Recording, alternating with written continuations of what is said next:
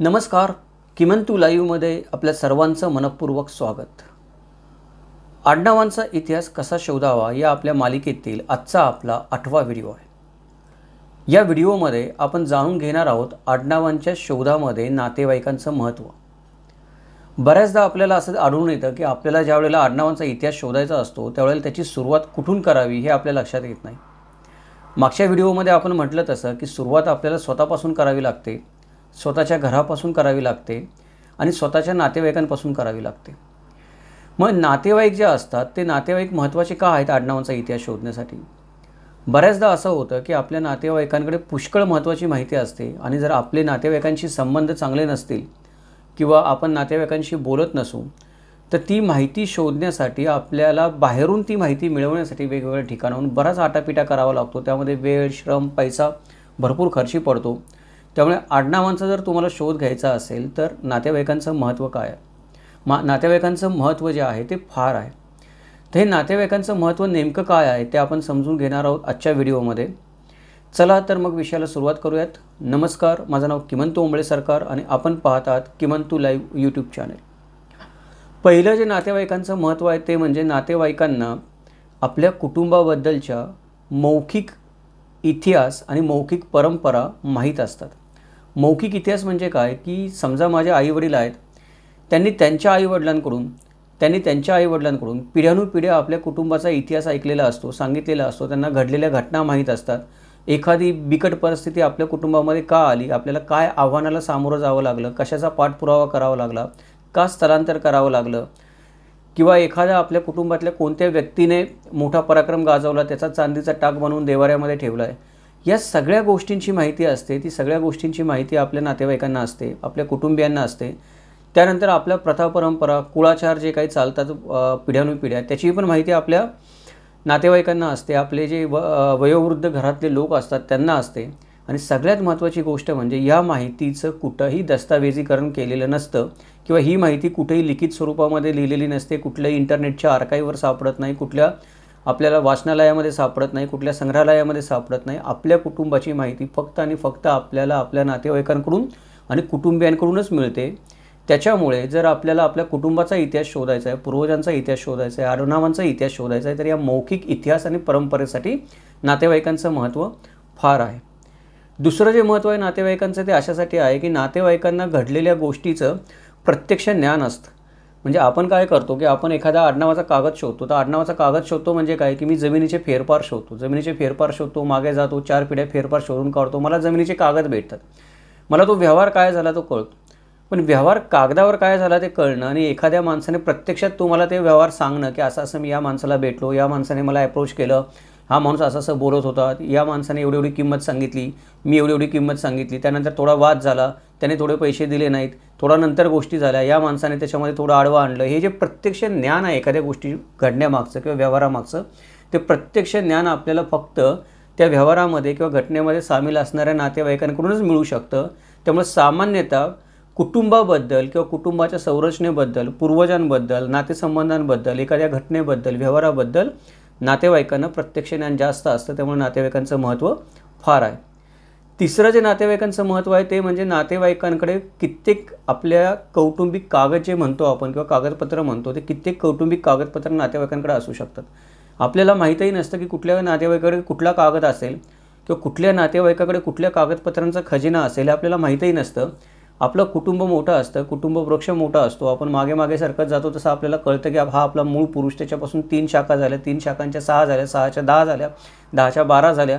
त्याच्यानंतर एक शाखा होती ती या गावामध्ये जाऊन राहिली, दुसरी शाखा त्या गावामध्ये जाऊन राहिली, तिथे त्यांनी 2 वेगळी गावं वसवली.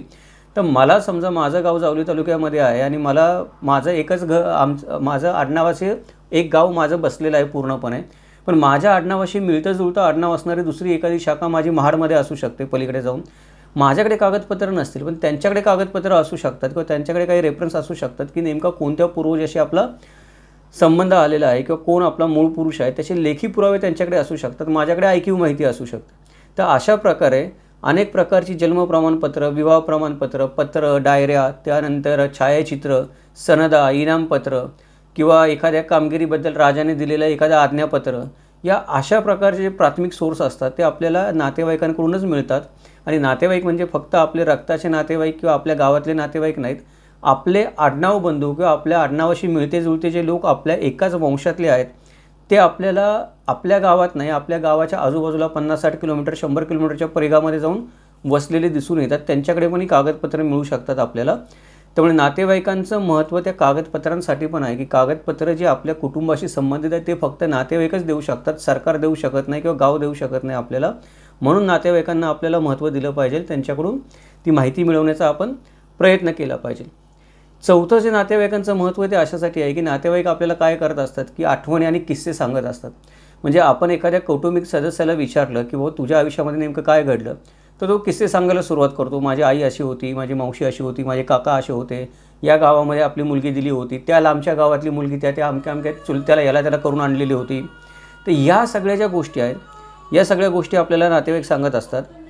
त्यामुळं नातेवाईकांचं महत्त्व जे आहे ते नातेवाईकांचं महत्त्व आपल्या आयुष्यामध्ये फार आहे की कितीतरी गोष्टी आणि आठवणी आणि किस्से, आख्यायिका, दंतकथा, आपल्या कुटुंबाबद्दलच्या असणाऱ्या समाजामध्ये प्रचलित लोककथा या फक्त नातेवाईकांना माहीत असतात. मान सन्मान आपल्याला जे मिळतात, वतनाचे असतील, यात्रा जत्रांमधले असतील, एखाद्या महापूजेचा मान असेल किंवा जेव्हा आपण एखादी आपली कुलदैवत असेल, ग्रामदेवता असेल, भावकीचं दैवत असेल, एखाद्या भावकीचं पण एक वेगळी दैवत असतं. ते दैवत कुठंतरी एखाद्या खेडेगावामध्ये गड किल्ल्याच्या पायथ्याशी असतं. तिथे जाऊन जर तुम्हाला काही एखादा नवस फेडायचा असेल तर त्याच्यासाठी जे मान असतात त्या सगळ्या गोष्टी फक्त आपल्याला नातेवाईक त्यांच्या आठवणी आणि किस्स्यांमधून सांगू शकतात. म्हणून नातेवाईकांचं हे महत्त्व त्यांच्या आठवणी आणि किस्स्यांसाठी पण फार आहे. पाचवं जे नातेवाईकांचं महत्त्व आहे ते म्हणजे नातेवाईकांचे जुन्या पिढीशी संबंध असतात. जुन्या पिढीशी संबंध म्हणजे काय की मी फक्त माझ्या आजी आजोबांना ओळखतो, पण माझ्या आजी आजोबा असतात ते माझ्या पणजोबांचे पण नातेवाईक कोण होते, ते कोणत्या गावामध्ये होते, कुठे राहत होते, त्यांचे एकमेकांशी संबंध काय होते, त्यांना पण माझे आजी आजोबा ओळखत असतात. ते जुन्या पिढीशी जे संबंध असतात, आजी आजोबा असतील, काका काकू असतील, मावशी असतील, मावशीचे मिस्टर असतील आपल्या, त्याच्यानंतर चुलते असतील, चुलत्याचा चुलत चुलता असेल, चुलत चुलत्याचा चुलत मुलगा असेल, त्याची कुठली तरी एखादी मुलगी त्यांनी कुठल्या गावातून करून आणली असेल, हे जे काही आपले पूर्वज आहेत या सगळ्यांना जर आपण भेटलो, या सगळ्यांना जर आपण बोललो तर त्यांचंसुद्धा आपले जुन्या पिढ्याशी थेट संबंध असतात. आपण नातेवाईकांशी बोलल्यानंतर हे संबंध आपल्याला कळायला लागतात, त्यांच्या कथा आपल्याला कळायला लागतात, त्या कौटुंबिक कथा आपल्याला कळायला लागतात. त्यातूनही आपल्याला बऱ्याच गोष्टींचा उलगडा होतो. सहावं जे नातेवाईकांचं महत्त्व आहे ते म्हणजे सांस्कृतिक आणि वांशिक संदर्भाच्या धर्तीवर अवलंबून आहे. सांस्कृतिक संदर्भ म्हणजे काय की नातेवाईक आपल्याला, मी मगाशी म्हटलं तसं, आपल्या घराण्याच्या परंपरा समजावून सांगतात. आपल्या घराण्याची तख्तगादी कुठे आहे, आपल्या घराण्याचा कुळरंग कुठला आहे, आपल्या घराण्याचं कुळचिन्ह कुठलं आहे, आपल्या घराचा कुळमंत्र कुठला आहे, या गोष्टी फक्त नातेवाईक सांगू शकतात. त्यानंतर वेगवेगळ्या चालीरीती आपण साजऱ्या करतो की दसरा सण आपल्या घरात कसा साजरा होतो, गावात कसा साजरा होतो, किंवा आपल्याकडे गुढीपाडवा कसा साजरा होतो, हा सण असाच का साजरा केला जातो आपल्या घरामध्ये, गणपती आपला भाऊकीमध्येच का बसतो, आपल्या घरात का बसत नाही, या ज्या सगळ्या गोष्टी आहेत या गोष्टी चालीरीती प्रथा परंपरा फक्त नातेवाईकांना माहीत असतात. सांस्कृतिक प्रथा परंपरा असतात त्यानंतर प्रत्येक गावाची जशी एक भाषा असते, देशाची भाषा असते, राज्याची भाषा असते, समाजाची भाषा असते, तशी प्रत्येक कुटुंबाची पण एक स्वतःमध्ये एक भाषा असते. ज्या भाषेमध्ये कुटुंबाचे सदस्य असतात ते एकमेकांशी संपर्क साधत असतात. तर ही जी भाषा आहे, मराठी भाषेचं हेच वैशिष्ट्य आहे की मराठी भाषा दर 15 किलोमीटरला बदलते. ती 15 किलोमीटरला बदलतेच, पण गावागावामध्ये जर तुम्ही गेला तर कुटुंबामध्ये पण प्रत्येकाचं बोलण्याचा टोन वेगळा असतो. म्हणजे एखादा माणूस हेल काढून बोलत असतो मोठ्याने. गावामध्ये तुम्ही गेला तर कुठली दोन माणसं तुम्हाला एकसारखी बोलताना दिसणार नाही, दोन कुटुंबातली, प्रत्येकाचा कुटुंबातला बोलण्याचा टोन वेगळा आहे. हे जे कुटुंबाचं एक भाषिक वैशिष्ट्य आहे, त्या भाषिक वैशिष्ट्यामध्ये पण कुटुंबाची बरीचशी रहस्ये दडलेली असतात. हे सर्व सांस्कृतिक आणि वांशिक संदर्भ असतात. हे आपल्याला आडनावाच्या शोधासाठी महत्त्वाचे दुवे प्रदान करत असतात. या सगळ्याचं ज्ञान आपल्याला पूर्वजांचा व्यापक इतिहास आणि सामाजिक संदर्भ समजून घेण्यासाठी उपयोगी पडतं. त्यासाठी पण आपल्याला नातेवाईकांची मदत लागत असते. सातवं जे नातेवाईकांचं महत्त्व आहे ते नातेवाईकांचं महत्त्व अशासाठी आहे की आपण त्याकडे एक म्हण आहे गावाकडे की गाव करील ते राव काय करेल. म्हणजे सगळेजण मिळून जी काम करतील ते एक माणूस काय करू शकेल, एकटा माणूस करून किती करेल, सगळ्यांनी मिळून केलं तरच होईल. आडनावाच्या संशोधनाचं काम पण असं आहे की ते एका माणसाचं काम नाही आहे, सगळ्यांनी मिळून केलं तर होईल. कुटुंबातल्या सगळ्या माणसांनी मनावर घेतलं तर होईल, भाऊकीतल्या सगळ्या माणसांनी मनावर घेतलं तर होईल, वेगवेगळ्या गावामध्ये जे आडनाव बंधू पसरलेले आहेत त्यांनी सगळ्यांनी मिळून एकत्र घेतलं तर होईल, समाज मंडळं जी वेगवेगळ्या समाजांची असतात त्यांनी जर मनावर घेतलं तर या गोष्टी लवकर होऊ शकतात, कारण प्रत्येकाकडे आपल्या कुटुंबाबद्दल किंवा आपल्या पूर्वजांबद्दल काही ना काही थोडी थोडी माहिती असते आणि आपल्या पूर्वजांचं जे चित्र आपल्याला तयार करायचं असतं ते चित्र एखाद्या कोड्यासारखं असतं. त्या कोड्याचे तुकडे वेगळ्या वेगळ्या ठिकाणी नातेवाईकांमध्ये, भावकीमध्ये, वेगळ्या वेगळ्या गावांमध्ये विखुरलेले असतात. ते सगळे एकत्र आणण्यासाठी सगळ्यांनी मिळून संयुक्त संशोधन करणं गरजेचं असतं. जर एखाद्या व्यक्तीला आडनाव शोधायचं असेल तर ती व्यक्ती तिच्या गावातल्या किंवा तिच्या संपर्कातल्या, तिच्या भावकीतल्या, तिच्या नात्यातल्या सगळ्या लोकांना एकत्र आणू शकली तर लवकर आडनाव शोधायला सोपं जातं, लवकर आपल्या पूर्वजांचा इतिहास शोधायला सोपं जातं. त्यामुळे संयुक्त संशोधनासाठी पण नातेवाईकांचं महत्त्व फार आहे. 8वं जो महत्त्व आहे ते 8वं महत्त्व म्हणजे नातेवाईकांचे असणारे भावनिक संबंध. म्हणजे मी एखाद्या सरकारी ऑफिसमध्ये गेलो आणि त्याला म्हटलं की माझं आडनाव असं आहे, मला तुम्ही या आडनावाचा कागद शोधून द्या, माहिती द्या. तर तो माणूस काय करेल, तिकडे जा म्हणेल, तिथे ते याच्या रॅकमध्ये ठेवलेला आहे, तो एक गट्टा काढा, ते काही रुमाल काढा, त्या रुमालामध्ये काय असतील कागदपत्र ते घेऊन या, वाचा, बघा, काही सापडलं तर परत नेऊन ठेवा. त्याला काही त्याच्यामध्ये इंटरेस्ट नाही आहे, की तुमच्या आडनावामध्ये काही इंटरेस्ट नाही, की त्याची भावनिक गुंतवणूक त्याच्यामध्ये नाही, की तो लक्ष घालेल आणि तुम्हाला सांगेल नाही असं असं आहे, असं असं आहे, तुम्ही इथे शोधा म्हणून. पण नातेवाईक जे असतात ते नातेवाईक म्हणजे कौटुंबिक नातेवाईक जे आपले कौटुंबिक इतिहासामध्ये लक्ष घालतात. ते नातेवाईकांचा कौटुंबिक इतिहास म्हणजे कागदपत्रावरच्या फक्त नावं किंवा तारखा नसतात, तो तुमच्या पूर्वजांच्या इतिहासाच्या फक्त कथा नसतात असा इतिहास म्हणजे, तर त्यांच्या आयुष्याचं सार असतात. म्हणजे मी जर माझ्या आजीला विचारलं की तुझ्या आईबद्दल मला सांग, तर ती ज्या भावनिकतेने मला सांगेल त्या भावनिकतेने मला एखादा सरकारी ऑफिसर सांगणार नाही माझ्या पणजीबद्दल जी काही माहिती मला पाहिजे ती. तर नातेवाईकांना काय असतं की नातेवाईकांना त्या माहितीमध्ये त्यांच्या भावना जोडलेल्या असतात. त्यांच्या संशोधनाला नातेवाईक काय करतात की भावनिकतेची जोड देतात. त्यामुळे नातेवाईक जी माहिती सांगतात त्या माहितीला एक खोली प्राप्त होते, वजन प्राप्त होतं. त्या माहितीचं आपल्याला एका अर्थाचे अनेक अर्थ आपण त्यातून काढू शकतो, अनेक अर्थ समजून घेऊ शकतो, कारण भावना जोडलेल्या असतात नातेवाईकांच्या त्या संशोधनामध्ये. त्या बाहेरच्या कुठल्या माणसाच्या जोडल्या जाऊ शकत नाहीत. त्याच्यामुळे नातेवाईकांचं महत्त्व वाढतं, कारण आपलेपणाने ते संशोधन करण्यासाठी किंवा आपल्या माणसाबद्दल बोलण्यासाठी जी आपुलकी असावी लागते ती कुठल्या सरकारी अधिकाऱ्यामध्ये येऊ शकत नाही, जी नातेवाईकांमध्ये असते ती. म्हणून नातेवाईकांकडून आपल्याला जास्त माहिती आडनावाच्या संदर्भात मिळू शकते. 9वे नातेवाईकांचं महत्त्व आहे, सगळ्यात महत्त्वाचं कारण म्हणजे ते म्हणजे माहितीची पडताळणी करणं. आता मला हजारो गोष्टी कळल्या की समजा माझे कुठल्या नातेवाईकांशी संबंध नाही आहेत, मी गाव सोडून आज 20 वर्ष झालेत, मी मुंबईमध्ये राहतो असं गृहीत धरा तुम्ही, मला मागचं काही माहीत नाही आहे, तरी पण मी हुशार मनुष्य आहे. मी इकडे तिकडे धावपळ करून कागदपत्र काढली, सगळ्या गोष्टी केल्या. पण आता ती कागदपत्र खरी का खोटी, खरोखर घटना तशा घडल्या होत्या का नव्हत्या घडल्या, त्या आडनावाची कोणी माणसं होती का नव्हती, त्यानंतर ते मानपान, वतन, चालीरीती, कुळाचार त्याच्यामध्ये सांगितले ते खरंच होते का नव्हते, खरंच त्या नावाचा कोणीतरी माझा पूर्वज होता का नव्हता, तो 4 पिढ्यापूर्वी होता, हे मला सांगणार कोण.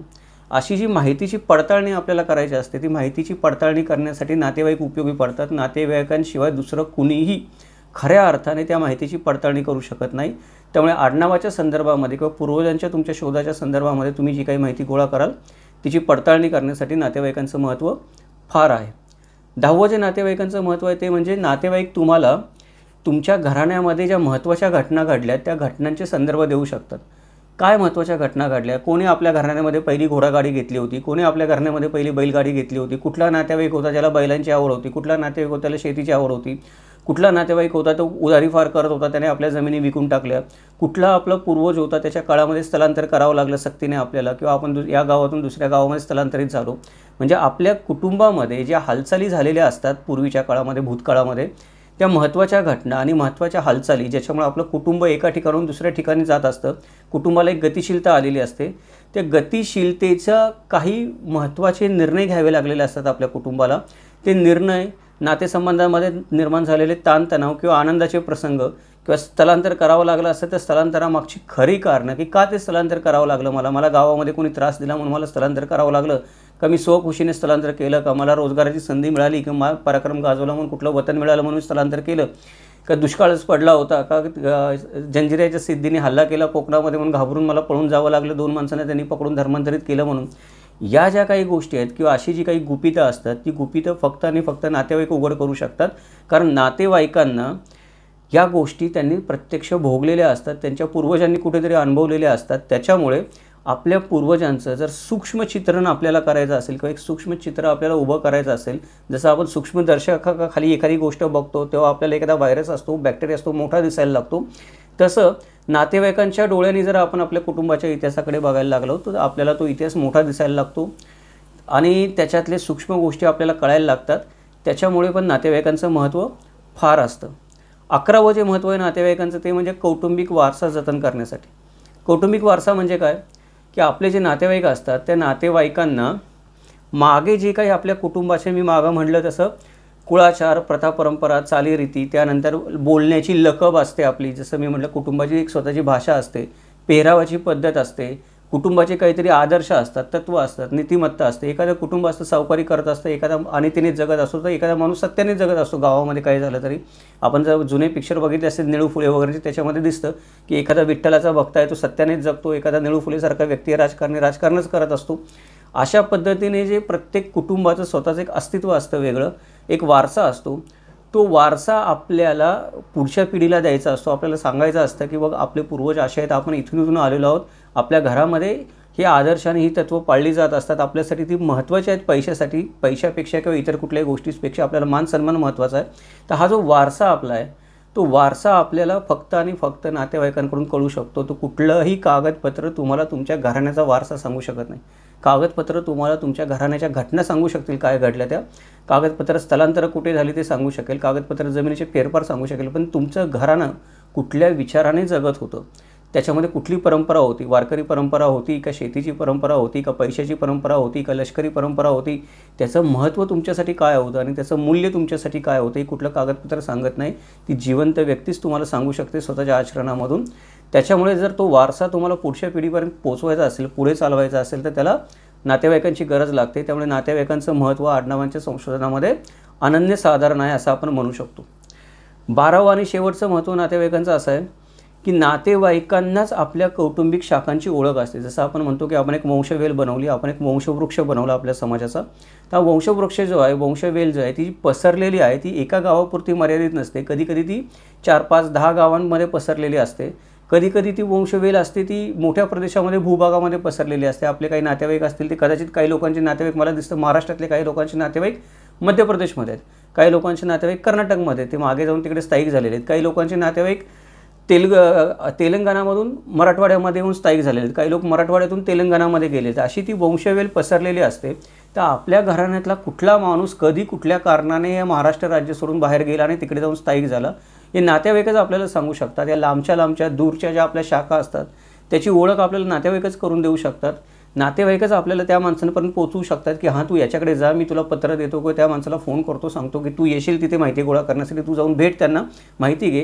किंवा त्या माणसांना कुठल्या निमित्ताने, लग्नकार्याच्या निमित्ताने, पूजा अर्चेच्या यात्रेच्या निमित्ताने बोलून घेऊ शकतात लांबच्या माणसांना की असं आपण काम हातामध्ये घेतलेलं आहे, आपल्या घरातली अशी व्यक्ती काम करते, तर या निमित्ताने तुम्ही या, थोडी माहिती पण होईल आपल्या घराबद्दलची, आपल्या सगळ्यांना एक फॅमिली गेट टुगेदर होईल. अशा रीतीने आपले नातेवाईक असतात ते आपल्याला आपल्या वेगवेगळ्या लांबच्या दूरच्या कौटुंबिक शाखांची ओळख करून देऊ शकतात. हे नातेवाईकांचं महत्त्व आहे. या सगळ्या कारणांमुळं आपल्याला आडनावाचं संशोधन करणं खूप सोपं जातं. जर तुम्हाला नातेवाईकांचं सहकार्य मिळालं, पैशाचं सहकार्य म्हणत नाही मी, पैसे कोणी देईल, पण मनापासून तुम्हाला जसं वाटतं की तुमच्या आडनावाचा शोध घ्यावा, तसं तुमच्या नातेवाईकांना पण आजूबाजूच्या वाटलं तर पुष्कळ वेळा आडनाव शोधणं सोपं होऊन जातं. बऱ्याचदा काय होतं की एखादी व्यक्ती असते, रिटायर झालेली असते, 60-70 वय असतं, तिला वाटतं की शोध घ्यावा, तिला मागच्या आठवणी, पूर्वजांच्या ओढ असते किंवा पूर्वजांशी काहीतरी अटॅचमेंट असते, पण मुलाबाळांना ती नसते. मुलाबाळांना स्वतःच्या संसार प्रपंचाचं पडलेलं असतं, पैसा असतो, पण मला अमेरिकेला जायचं किंवा मला संसार प्रपंच करायचं आहे, मला मागचं काही काढायचं नाही. आता ती विहिरीवर नाव कोणी लिहिलं आहे त्याच्याशी काय देणं घेणं, मी ते विहिरीचं पाणी प्यायला पण गेलो नाही मागची 12 वर्षे गावामध्ये, ते विहिरीचं संशोधन कशाला करू मी, अशी भावी पिढीची भूमिका असते.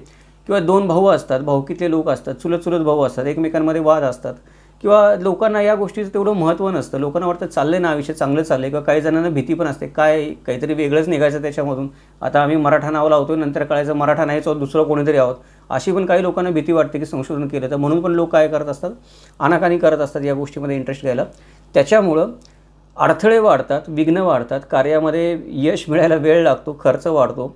ज्या ठिकाणी तुम्हाला नातेवाईकांचं सहकार्य भेटतं त्या ठिकाणी ते कार्य सिद्धीस जायला मदत होते. हे नातेवाईकांचं महत्त्व आहे, हे या व्हिडिओच्या निमित्ताने आपल्याला सांगायचं होतं. नेहमीप्रमाणे हा व्हिडिओ तुम्हाला कसा वाटला ते आवर्जून कळवा.